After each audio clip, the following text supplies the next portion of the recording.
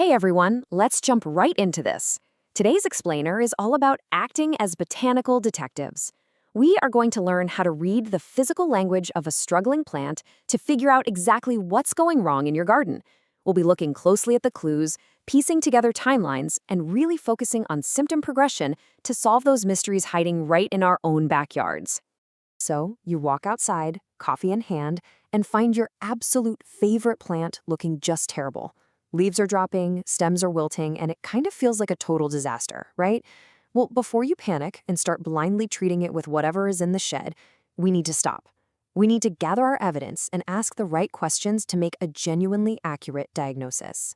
The very first step in our investigation is learning the vocabulary of our crime scene. We have to distinguish the actual perpetrator from the victim's reaction. In plant pathology, a sign is the actual physical presence of the causal organism. We're talking things like fuzzy mycelium, spores, or the actual insects themselves. A symptom, on the other hand, is the plant's physical response to that stress. This includes stuff like wilting, blight, dead tissue, or leaf cupping. This side-by-side really brilliantly illustrates the difference. Over on the left, we're seeing a symptom. Those are fungal blight spots developing on a tomato leaf, literally the plant's reaction to being attacked. But check out the right side. Here, we catch the actual culprit red-handed. That is a sign. You are looking at fuzzy gray botrytis mold physically growing right there on the stem. Spotting the difference between a symptom and a sign is, well, it's foundational to everything else we're going to do today. Section 1. Tracking symptom progression. The timeline of decline. Now, this right here, this is the holy grail of our investigation. The timeline of symptom progression is incredibly revealing. If the damage happens suddenly, say overnight or within 24 hours, and it doesn't really progress or spread to new leaves after that initial event, it's almost always a non-living abiotic event. Think sudden frost, chemical drift, or a mechanical injury. But if the symptoms slowly march across the leaves and spread over a matter of weeks, like moving from a minor 7-day spot to a severe 14-day infection, we are tracking a living, polycyclic biotic infection. Biological organisms take time to reproduce and spread, and their symptom progression totally reflects that natural life cycle. To actually crack the case efficiently, we follow a pretty systematic evaluation. Step 1, identify the host species, because a lot of living pathogens are highly specific to certain plant families. Step 2, check the distribution in the landscape. Is it just one single plant, or is an entire row getting wiped out? Step 3, meticulously review that timeline of symptom progression we just talked about to see if it's an ongoing attack. And finally, if those above-ground clues just aren't adding up, you have to examine the subterranean roots. Section 2, biotic versus abiotic suspects. Narrowing down the culprits. So the crucial point is understanding how these two broad categories actually behave. Abiotic problems, those are the non-living stressors like temperature extremes, drought, or compacted soil. They usually strike uniformly across an area. They happen suddenly, and they often affect multiple, totally different plant species all at once. Living biotic pathogens, though, they're picky. They spread randomly or in little clusters, their symptom progression is gradual, and they usually target just one specific plant family. Look really closely at this puckered leaf. It's showing a symptom called rugosity. Now, the visual evidence alone isn't enough to secure a conviction here. Why? Because this exact symptom could be caused by a biotic virus, or actually, it could be the result of abiotic herbicide damage. They look nearly identical.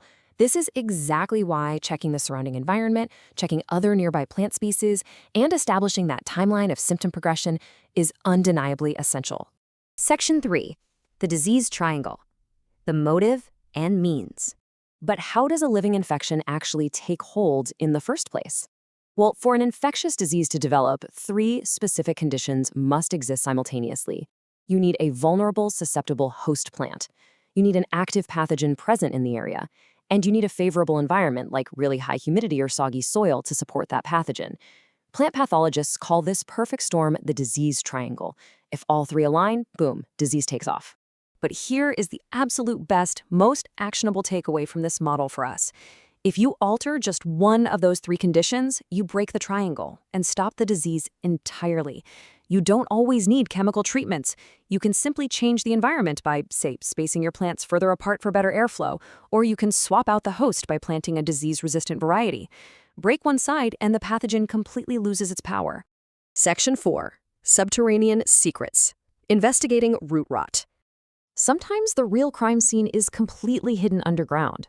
We're looking for a sneaky, silent killer known as root rot. Now, healthy roots, for most horticultural plants anyway, they should be firm, fleshy, and light-colored, usually white or tan. But if you expose the roots and they feel mushy, they look black or dark brown, and you get hit with this foul, sour odor, yeah, you found root rot. This condition almost always takes advantage of an abiotic stressor first, specifically overwatering and poor drainage. On a side note, if you see firm, localized swellings or knobs down there, you might actually be dealing with a nematode gall infestation instead. If you aren't 100% sure if you're dealing with root rot, you can do a quick physical autopsy using the white paper test. Just take a suspicious root and apply light pressure with your fingers. If the outer root cortex easily sloughs and just slides right off, leaving only a tiny, stringy central vascular thread behind, your diagnosis of root rot is confirmed. The roots are literally decaying from the outside in, completely starving the plant of water and nutrients. Cracking the botanical case, observe first, act second. As we wrap up this investigation, I really want you to remember the golden rule of plant diagnostics. Always, always rule out the abiotic red herrings first, before you just assume a highly contagious pathogen is to blame. The vast majority of plant problems stem from environmental conditions, things like cold snaps, drought, overwatering, or compacted clay soil. Those are often the true instigators that weaken the plant, which then invite those secondary pests and diseases to come in and finish the job. Track the symptom progression first, observe closely, and act second. I want to leave you with a final thought to investigate the next time you step into your backyard. When you see symptom progression on a plant, don't just view it as a failure or a dying plant. Ask yourself, what if a diseased plant isn't a failure on your part, but simply nature's way of actively communicating that your ecosystem is somehow out of balance? By being a good botanical detective, you aren't just fighting disease, you're actually learning to listen to the landscape. Thanks so much for joining me on this explainer, and happy sleuthing out there.